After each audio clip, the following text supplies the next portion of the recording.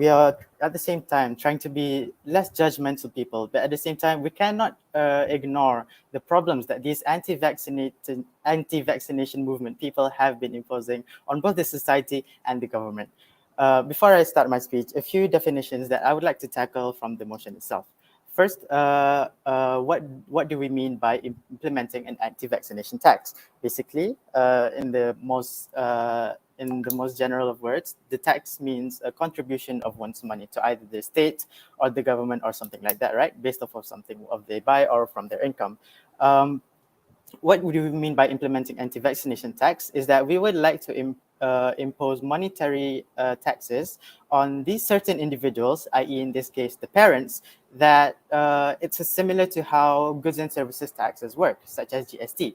The way we want to implement these taxes is that anytime they wish to visit the hospital or a clinic for a procedure or for treatment that relates to the disease of the vaccination that they refused in the first place, it's something more akin to an additional fee that will be imposed onto them at the time of their visit, right? So the key point that I would like to focus on in this debate is the word refuse in the motion. We, on the government side, accept that this is an active, consensual choice to refuse vaccination.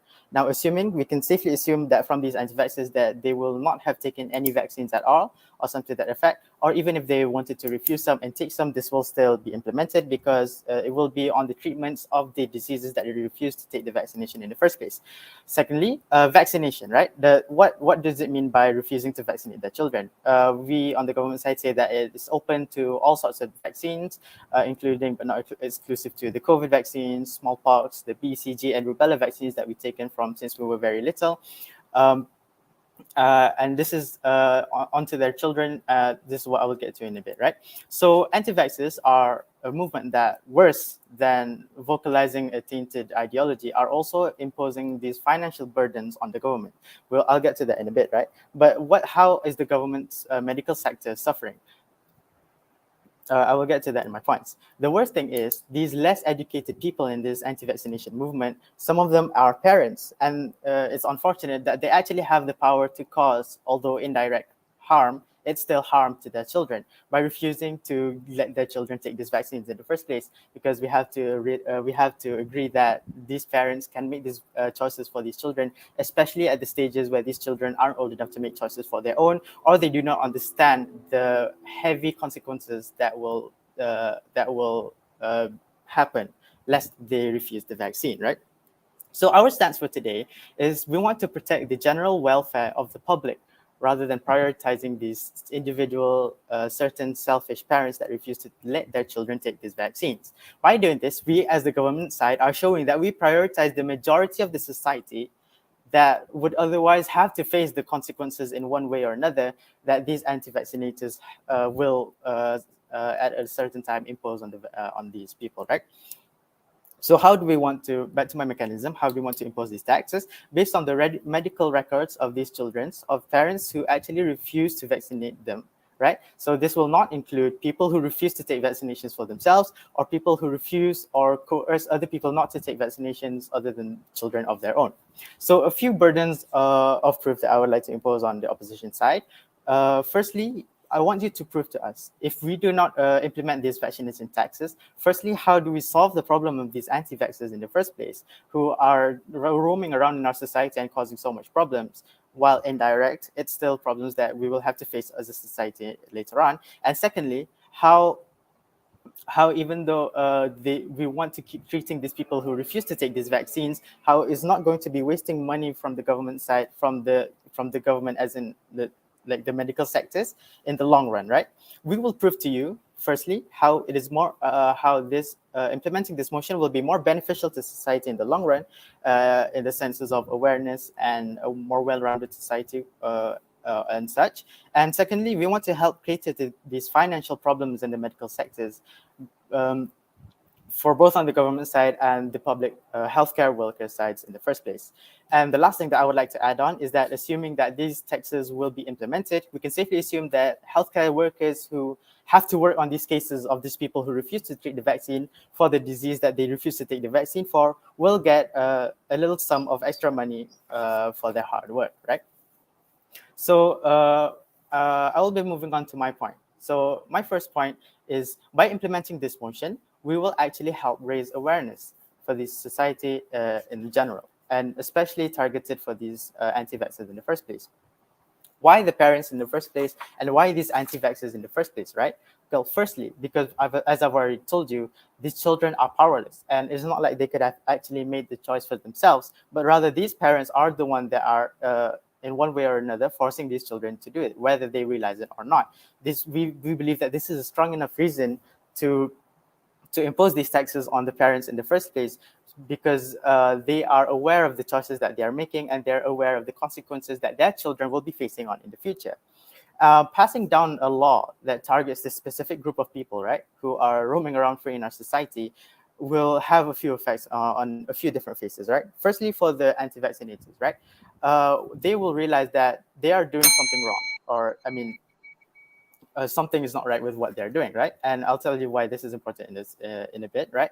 On the society side, they will be satisfied and content with this law that is passed down, and will be somewhat in one way or another punishing these anti-vaxxers. So in the best case scenario, these anti-vaxxers will be made aware of their choices, right? Because now they're being treated as different people from the society. Now they will have to pay extra for treatment that other people won't usually have to pay extra for, simply because they wanted to refuse the vaccine.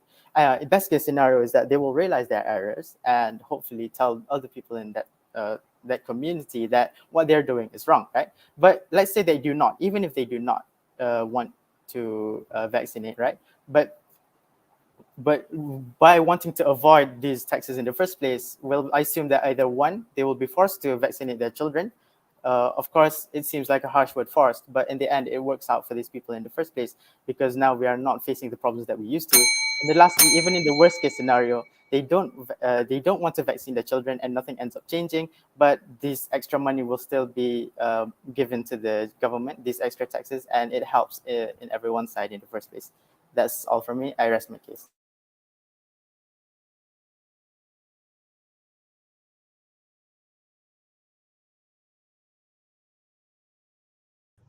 This half like to thank the Prime Minister for the speech. I'd like to invite the Leader of Opposition to start the conference here. Good morning, judges, my worthy opponents, and members of the audience. Thank you for your attention and consideration. I am as a Prime Minister. I am strongly disagree with the motion. Let me say from the start, I do not like the term anti-vax. There is evidence that the vaccination can be beneficial, but the argument is should it be mandatory for everyone. My belief is no. Like all medication, all medications, the vaccine is beneficial to many people, particularly those with weak immune systems, for a variety of medical reasons. Hence, the initial drive to offer the vaccine to the elderly who have weak immune systems.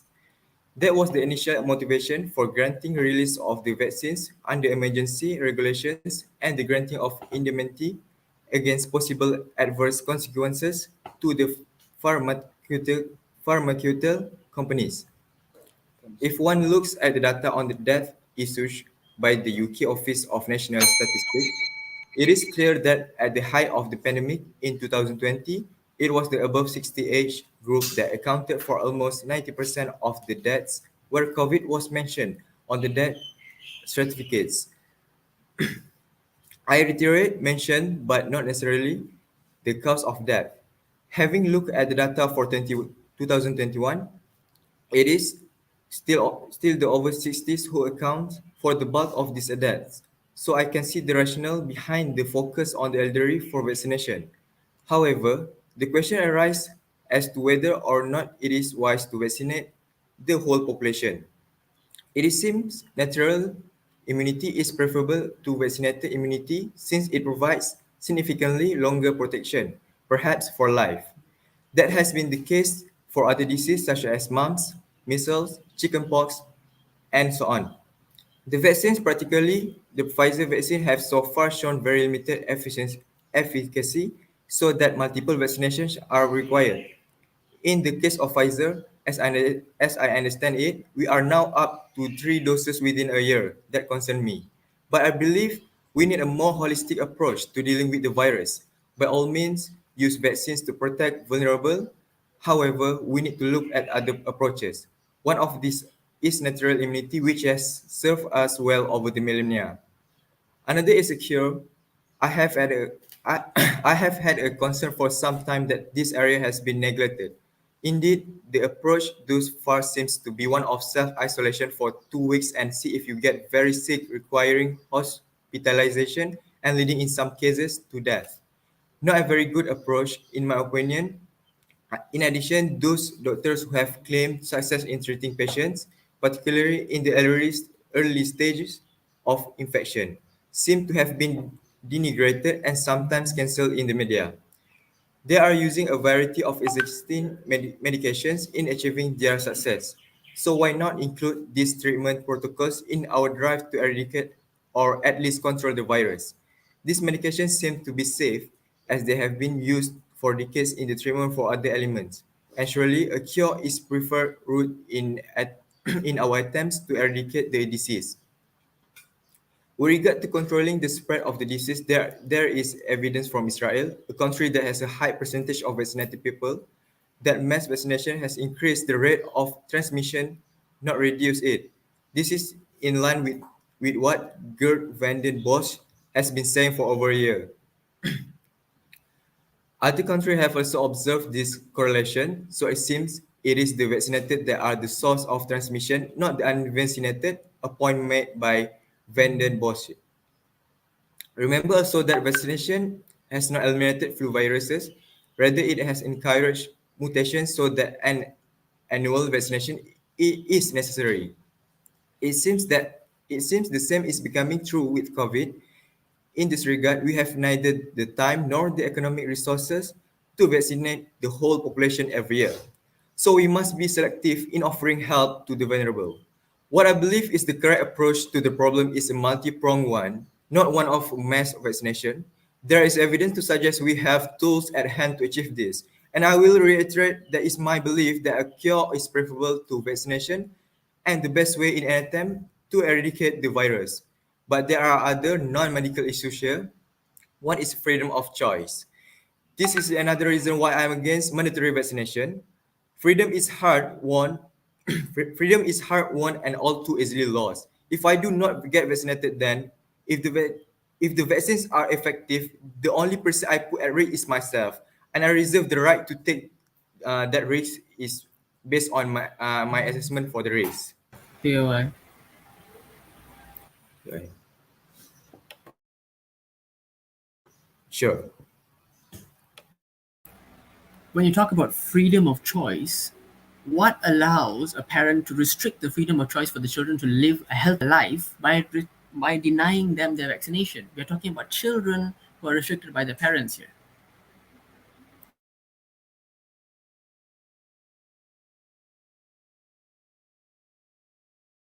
Can you repeat that statement? When you talk about freedom of choice, how can you say that when these parents are stopping their children from leading healthier lives by stopping them getting vaccinated?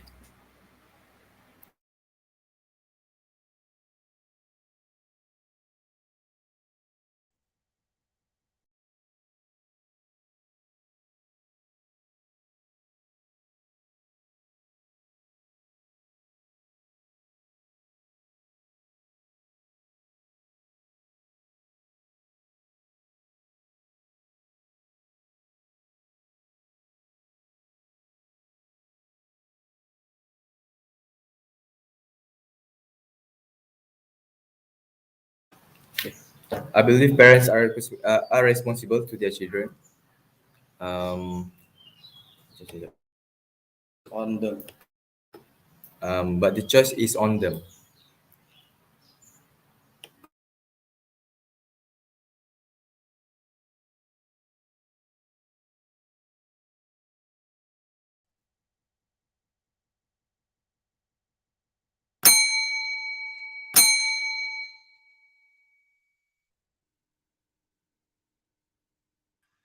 Okay, this house would like to thank the leader of opposition for the speech. I would like to invite the deputy prime minister to continue the Gulf case. Here.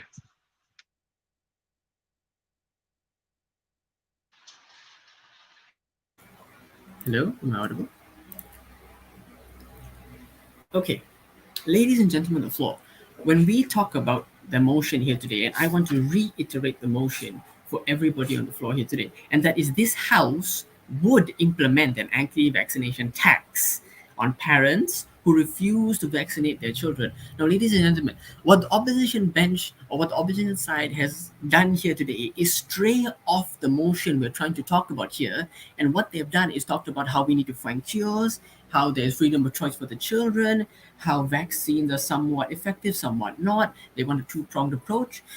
Dear honorable judges, what is happening here is the opposition has failed to address what the motion is talking about, and which is we're talking about imposing an anti-vaccination tax on those who refuse to get their children vaccinated. On our side of the house, we have clearly shown you what the benefits are, how we're going to implement them, and what I'm going to talk about two main points on how imposing such a tax is both beneficial to these people as well as the nation and the healthcare system as a whole. But before I get into that, let me go on to a few rebuttals from the opposition's first speaker.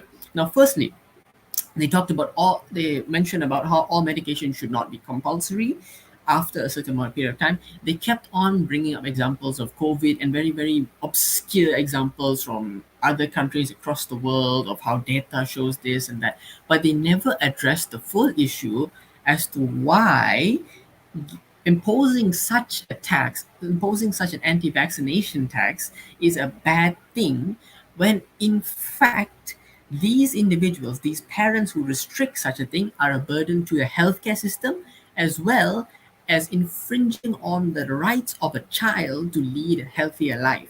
Now, second rebuttal I want to point out here is that they said that a country has neither the time nor the resources to vaccinate individuals of a country every single year. Now, again, I want to point out to the floor that their motion, what they're talking about here, is the fact that they're talking about the COVID-19 pandemic, whereas we as the government team have already stated that we are talking about everything. They did bring it up. I will give them that. They brought up very, very briefly the measles and whatever virus, but we are talking about all vaccines, your flu shots, chickenpox, measles, mumps, everything. So that is what comes under anti-vaccination parents. That is what we're trying to suppress or we're trying to change. So their ideas that the governments have no resources and no time to do this vaccination is completely false, because it has been going on throughout history. Now, the third point I want to rebut is about freedom of choice, which I POI'd them on. And I want to point out here that they never answered it clearly. In fact, time ran out. But here's my answer for them. Freedom of choice, when they answered that the choice is on the children, how can you say that? First of all, children don't have cars to drive to vaccination center. Second of all, they don't have the money or the time to take themselves to, or the credentials to go to a nurse's office and say, I want this vaccine. No, you have to have the parents. So where does this come into play? It comes into play when we impose taxes or when we impose an incentive, i.e. the taxes, to these parents to say, hey, get these children vaccinated so that at least they will have better lives in the future. So their notion that freedom of choice is being restricted by imposing this anti-vaccination tax is false based on that, as well as the fact that this tax is just a tax. It's not like we're stopping these people from getting healthcare. We are letting them have healthcare, but there are repercussions for your choice of not vaccinating your children. Now, I'll move on to my 2 points. Firstly, we're talking about reducing the burden of the healthcare workers by this tax. Now, why do we say that? First of all, healthcare workers have better things to do. So, ladies and gentlemen, in their world, let's take it in their world, the COVID-19 pandemic. Do you really want healthcare workers who are already strained? We know about the stress they go on how they have to deal with COVID-19 patients. Do we want them strained even more with normal flu patients, with normal measles patients? All these cases can be avoided. Chickenpox patients, do we want them strained even more because these parents of these cases told them not to get vaccinated? Come on. Secondly, the stress of these workers is reduced because they will not be more so likely to get exposed to such viruses. When these children, or when these children, adolescents grow up, when they are vaccinated, they won't get infected by these viruses. But if they're not, and they do get infected, when they're brought into the healthcare system, their chances of infecting these perfectly healthy individuals increases more. And the stress on these workers, thinking that they are exposed to such danger, increases tenfold. Secondly, when we implement such tax, when there is such a tax, as stated by my Prime Minister, where we tax them for each time they bring their children into a healthcare department, this increases the money being pooled into the healthcare system. Now, why is that good? Three levels to this. First of all, by increasing the money, in turn, we get better facilities, we get better paid doctors, which next level is that there will be better healthcare provided. When doctors are getting paid, when there's the best facilities, when the best apparatuses around for in hospitals, in clinics, the healthcare quality increases overall. This increases the general healthcare or the health of the society as whole. Now, thirdly, when we talk about how good implementing this tax is and how it reduces the burden, is the clinics or hospitals will get less full. There is less space for patients to be full of how there are normal cases of the flu, there are normal cases of very, very avoidable viruses. And this is how we as the government team, by imposing such a tax, are able to decipher and able to strafe out all these people who are anti-vax. We give them the choice of paying more. By giving them such a choice, they are able to fund the economy, cause no such harm by being discriminated on, as well as they are able to give their children healthcare as well as stave them away from infecting others. That is why we on this side of the house, the government side, strongly support these taxes on anti-vaccination or anti-vax parents for their children, because it is a better society as a whole, it's a better world as a whole, and that is why we prefer the benefits of healthcare, the health of society, over the selfish views of individual parents. Thank you.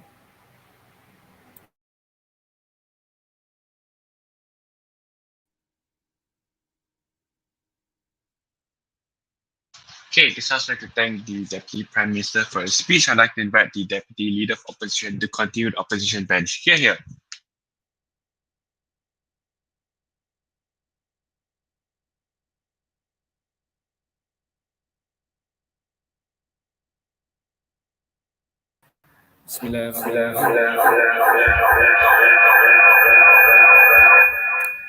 Now, for me, government shouldn't implement taxes to anti-vax. And let me redefine you what it. We don't say it as anti-vax. It is the people who refuse that to take any vaccine or vaccination based on what the government said, and that isn't mandatory. Now, first of all, first and foremost, government say it isn't mandatory, and we are given the freedom to take or not. So why should the government why should the government tax us for something that isn't mandatory? That is my point for now. Now, it's like, for example, you're going to a restaurant, you're going in, you are asked, do you want to have food? But you say no. Should the restaurant owner give should the restaurant owner make them pay for something they didn't do? That is my question for the government right now. Because for me, it is nonsense and ridiculous for government to implement taxes that isn't mandatory. Because if you want to say, if you want to implement the tax of the anti-vax, and for me it isn't anti-vax, it's just the people who refuse to get vaccinated. So why why do we want to tax something that the government say isn't mandatory? Aku hilang. Now, for me, it if you want to punish them for not being vaccinated on something, and I quote, isn't mandatory. Now, if you want to punish them with something that isn't mandatory, you shouldn't punish them with taxes, because first the they have to pay something that for me, and I emphasize again and again and again, isn't mandatory. Second, because POI. the government say isn't mandatory, I don't think, and when this government say isn't mandatory, I think it is ridiculous for me and for us as the opposition side said that this tax should be implemented to every parent that refuses their kid to get vaccinated. And for me, when education about the vaccination is clear, then we can decide should the parents and parents can decide which parents can decide that their children can vaccinate or not. Now, for me, the parents have the full responsibility on their children. And beside, my second point is when the parent is decide have the decision for their children, which is we can consider them as immature, they don't know what they are talking about. Now, having the parents to make decision that they know about their children, maybe about their health, maybe about the children's life expenses. We don't know what are the problems that are implemented on the parent. Having them to pay something extra, something then I'll emphasize again isn't mandatory. It doesn't make any sense because for me, the children isn't really know really well enough to just to parent to make the decision having to vaccinate them. Because my second point is the children, some children, or I believe many children doesn't have the right amount of immune system in their body just to handle the vaccination that have been that they were given to. Now, just imagine a children that doesn't have the amount of immunity in their body, having to get the vaccination, and then suddenly they have high fever, because we know one of the side effects of vaccination is high fever, cold, and sometimes blocking nose. Now, children sometimes cannot handle the body temperature that rises exponentially throughout their body, having them to have very high fever and sometimes can lead them to death. Now, we don't want the children to die because what we call as irresponsible parent, because they want to be responsible to vaccinate their children.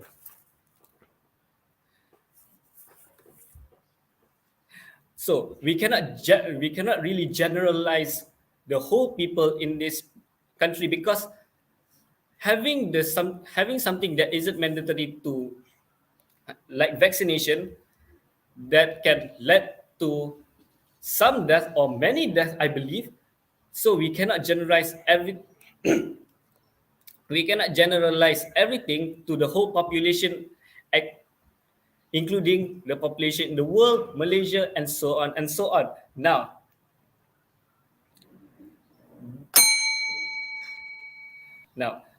being opposition, I strongly believe that tax isn't the way to punish someone or some parent to isn't some way or some way for parent to pay as a punishment for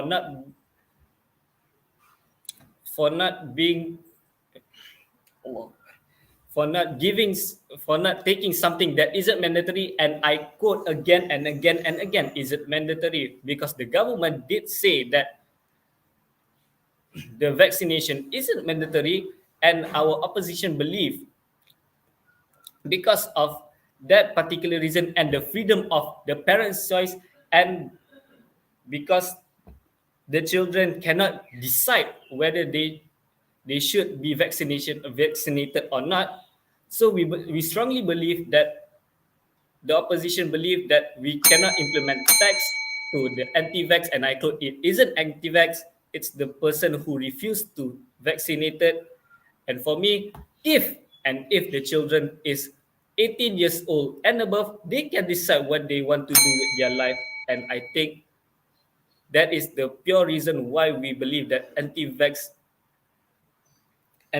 tax is should be not implemented to parents in Malaysia.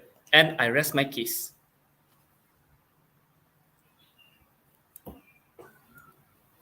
Fucking hell.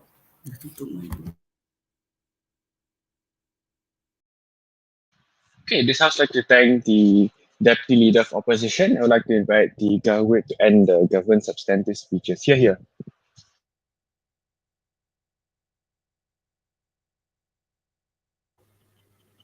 All right, can everyone hear me?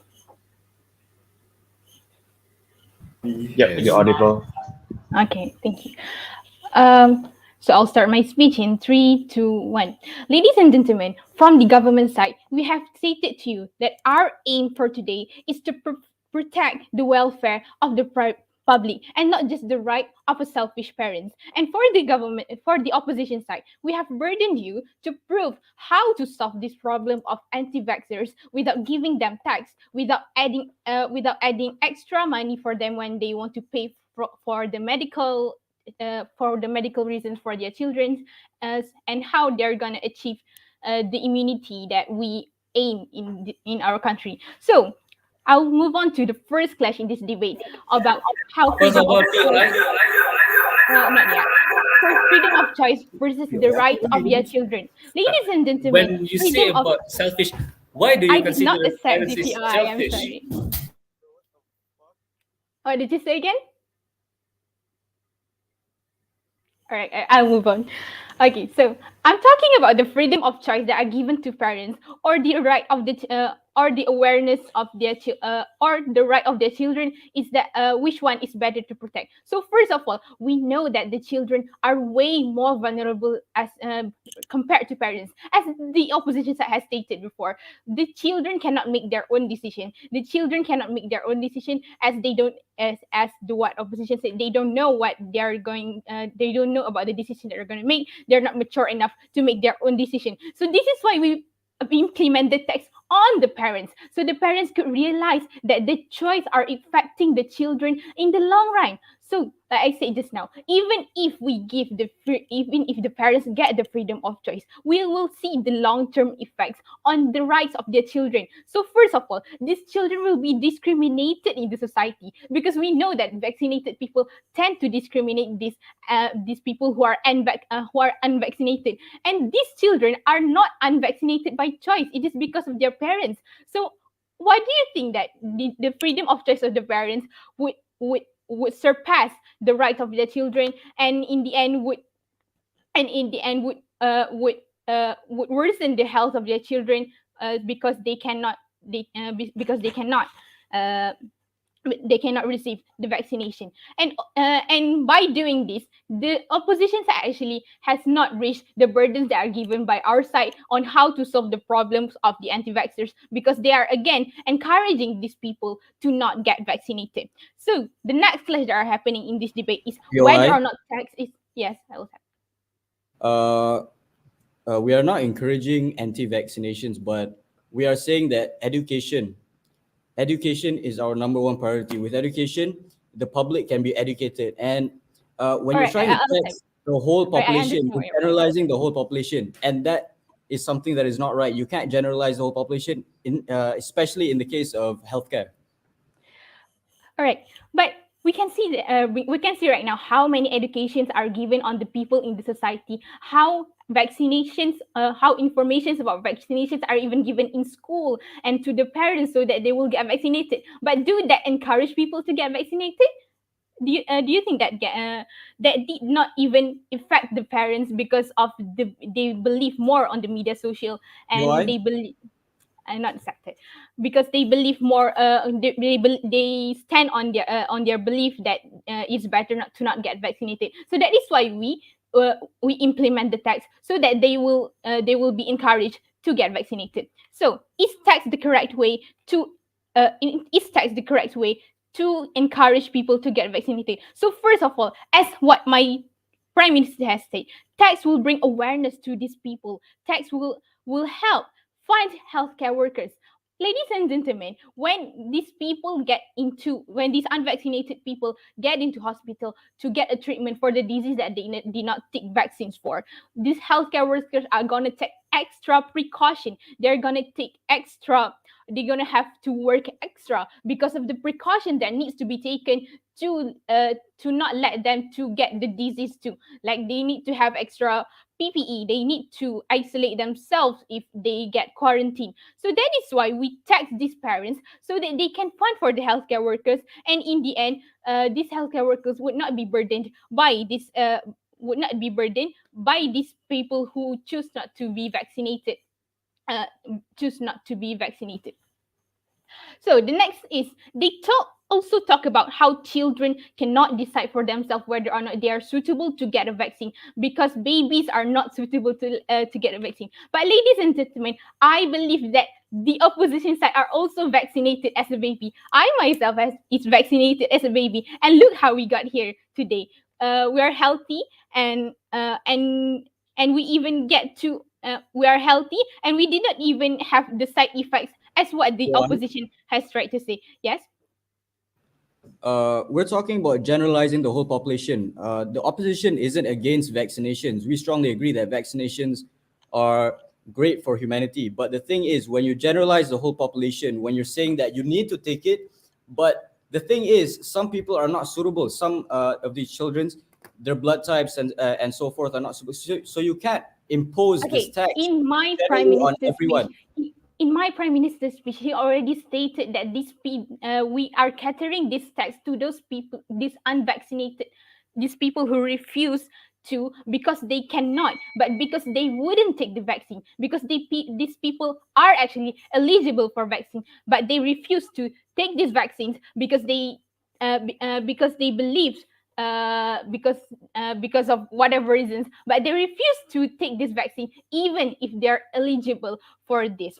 Now, let's talk about how children cannot decide for themselves. My deputy prime minister has already explained to you on how, by giving the freedom of choice to the parents, we're actually taking away the right of the children. And by taking away the right of the children, this is more inhuman than giving a small tax to these parents to actually pay extra just so that they could get treatment for the disease that shouldn't have been in the first place if they take the vaccine in the first place.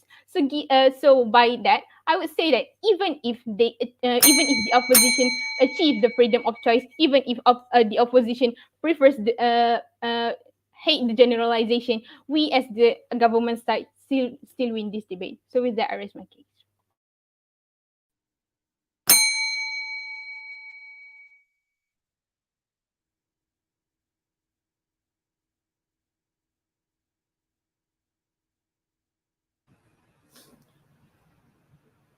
Okay, this sounds Alright. like thank the whip. I'd like to invite the opposition whip to end the opposition's attentive speeches. Here.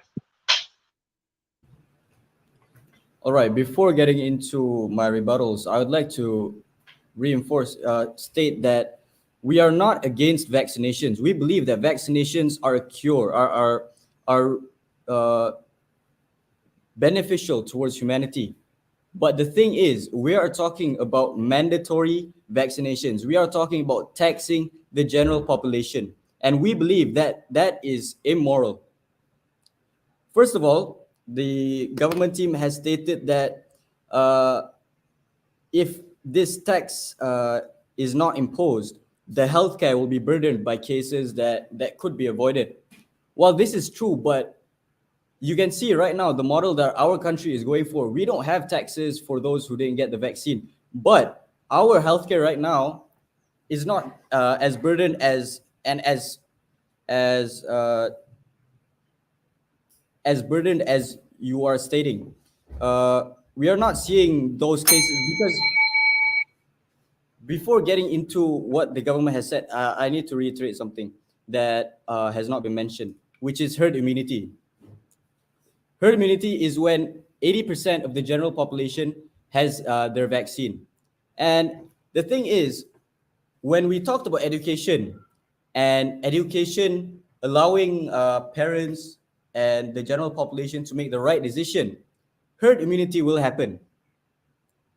And when herd immunity does happen, the small amount of people who the outliers, the people who don't want this vaccine, they're gonna be on that 20% because 80% of the population will be vaccinated. So there's no need for this anti-vax tax to be imposed. And not to mention, when something like this is implemented on the whole country, don't you think it will cause it will disrupt the social peace? POI. Okay, yeah, accept it. Isn't tax the way that the healthcare system in the country is being funded by? Isn't tax funding the healthcare system? I agree that tax is funding the healthcare system, but you're talking about taxing something that is not mandatory. And when I say not mandatory, I'm not encouraging people to go out and not be vaccinated. But that is the importance of education, as we mentioned before. It's important to educate the general public of how important the vaccine is. And we can see that working right now. We can see the general public going for their vaccinations. And only a small amount of people, a small percentage of people are not going for these vaccinations. So in the end, we are already achieving herd immunity. I don't believe that there is a substantial reason for us to impose a tax on people who don't get the vaccines. Sure, POI. Accept it. We have given you the burden to prove that we need to solve the problem of anti-vaxxers, even if it's just a small amount in the community. So what are you going to do with that small amount that don't go to the vaccination? We don't have to do anything because we have herd immunity. Herd immunity is a scientifically proven thing. 80% of the population needs to get vaccinated and the rest will be okay because it will balance out the equation.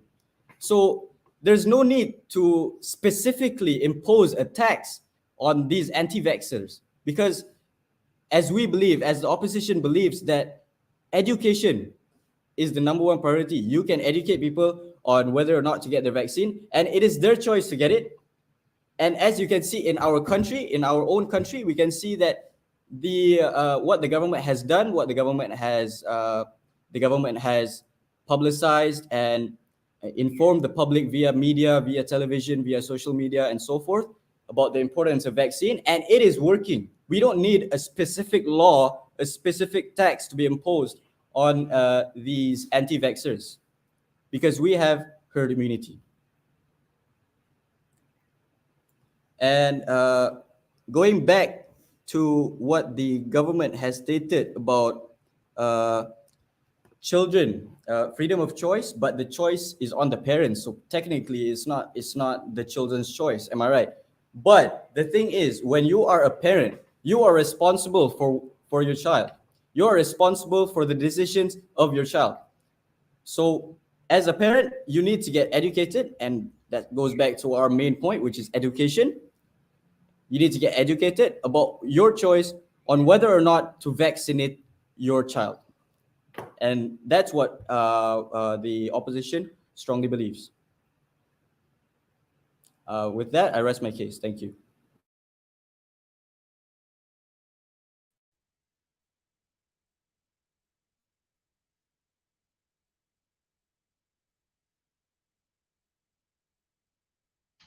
Okay, this house like to thank the opposition wait for their speech. And to go to reply speakers, this house like to invite the opposition reply. Here.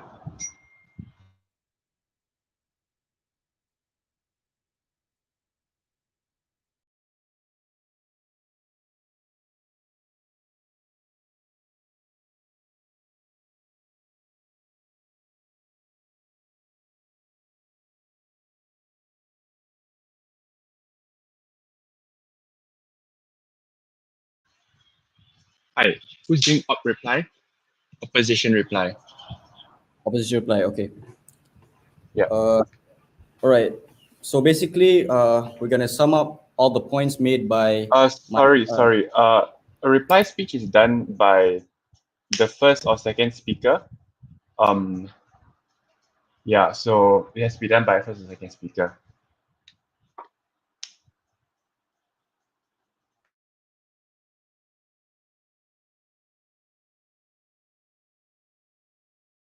And for the timekeeper, reply speeches are 4 minutes long. No POIs.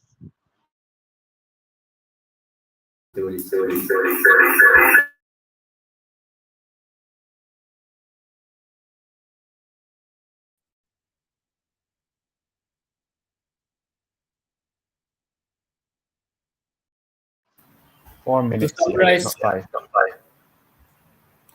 can anyone hear me? Yeah, can hear you. Okay. Now, to summarize all the points that have been stated so far, first of all, we believe, the opposition believe that first and foremost, that education is key to know what is the best for the society. Now, we know there is education about herd immunity, so we believe that tax implementation is we can render it null and useless. Second of all, the second point we can summarize is government cannot tax something or someone for their free choice. And for me, it is ridiculous for the government to impose a tax that is for something that isn't mandatory for the whole society. And the third point is because of the free will of the people, the parent, we know that because of that, and we know because of that that free choice and free will, we know that parent doesn't have to vaccinate their children, maybe because of their health and maybe because of their well-being, we don't know, maybe because they don't have the transportation that isn't really available. So to sum up all the point that is being given, the opposition believe that tax implementation to the anti-vax, and I quote, it is not an anti-vax, it's the people who refuse to be vaccinated, is not shouldn't be imposed to the people and parents who are not, and general public that doesn't want to be vaccinated by the vaccine that is been given. So because of that, I rest my case. Thank you.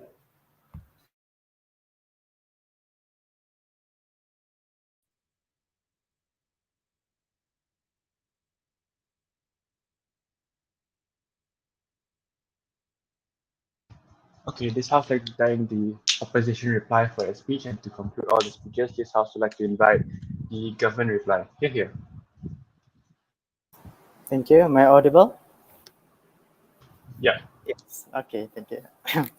I'll be starting. Oh, we haven't started my speech. I'll be starting my speech in 3, 2, 1. So let's just all take a step back and take a breather from this debate. As the reply speech, I will be giving out a few things. I will be listing out the points that we and the opposition side has been saying this throughout the whole debate. I'll be telling you who managed to prove their burdens the best and who actually gave a good outcome or substantial consequence that would greatly benefit the society as a whole, right? So what did the opposition talk about? Firstly, all that I can conclude is that their points boil down to two main points, which the first one is they weren't happy with how we were imposing this tax as a quote-unquote punishment on these people who refused to tax. And secondly, they weren't happy with how we wanted to generalize the whole public, saying that we want to make these taxes we want to somehow make these vaccines mandatory in the first place. I'll be tackling these. We've already been telling you that this isn't really a punishment, but more akin to how you would pay for a service. Because firstly, our points basically boils down to the fact that it's not to punish this rebellion of these anti-vaxxers in the first place, but because of the consequences that these anti-vaxxers lead to, right? Firstly, it puts the society in danger. We've already told you that how these people moving around as vulnerable hosts of potential diseases, just being freely moving around in close quarters with you around unpunished. Secondly, we've talked to you about the children that has to face these harms or face the consequences to their health due to the choices of their parents. Thirdly, we've told you about these public healthcare workers who now have to spend time and energy on these issues that would otherwise have been avoided. And fourthly, we've told you about how this would actually damage the medical sector's financial the finances, with how they would have to spend more on these issues that they've already created a vaccine for. It's counterproductive to everything that they've been researching for in the first place, right? Moving on to the point about generalization, that we shouldn't generalize all these anti-vaxxers as the same. They've been telling us that this vaccination should be a choice because some people have weak immunity systems and whatnot. We've already told you that in my speech, actually, the first ever speech, we've already talked to you about how the motion caters to people who actively refuse, not because they can't take the vaccines, but because they don't want to take the vaccines. Secondly, they told us that somehow we on the government side is making the vaccines mandatory. While that would be a good thing, no, it's not. That's not the motion that we want to implement. It's just taxes, a services fee for services that shouldn't have to be able to be dealt with in the first place. And thirdly, they told us how it would actually just affect themselves. We've already and because somehow this wouldn't actually affect the people around them. We've already told you that this would actually affect society, and more importantly, the kids that have to face the consequences themselves. What did we tell you in this debate? Our two main points were how we first make a step in solving the problem of anti-vaxxers in the first place. We've told you the best case that they would actually come to their senses and get the vaccinations. Even in the worst case scenario that they wouldn't want to, at least the money has been flowing into the medical sector's finances. We've told you about how this would actually help in funding and how to make the burden and the strain of having to deal with these issues less. We've already told you how this would help the public healthcare workers in the first place and how it would actually help the medical sectors. We've already told you all this. What we never actually got from the opposition side, they wanted to justify these people not taking the vaccines. They wanted to justify potentially harming these parents' children. And the second thing is they never actually gave us a solution to the problem. They told us about education, right? We want to educate these anti-vaxxers. They're saying that the media and the TV has been working so far. They're not actually taking action. They're sticking with status quo, and because of the great number of anti-vaxxers already in our society, we can obviously see that status quo isn't really helping as much as it would if we were to implement our motion. The second thing that they told us is they talked to us about herd immunity, about how this would be some sort of comfort for these anti-vaxxers to be able to roam around and do what they want. They never actually wanted to solve the problem, but want to rely on this thing. And we've already told you how it wouldn't help and how it doesn't help their case at all. We on the government side stand with the motion as we propose a better outcome for everybody. Thank you very much. I rest my case. Okay, this house would like to thank the Gov reply for that speech. So yeah, I would like to thank both houses for their speeches. I will come back to y'all in a bit with the decision. So yeah, y'all can take a break and yeah, thanks. Thank you.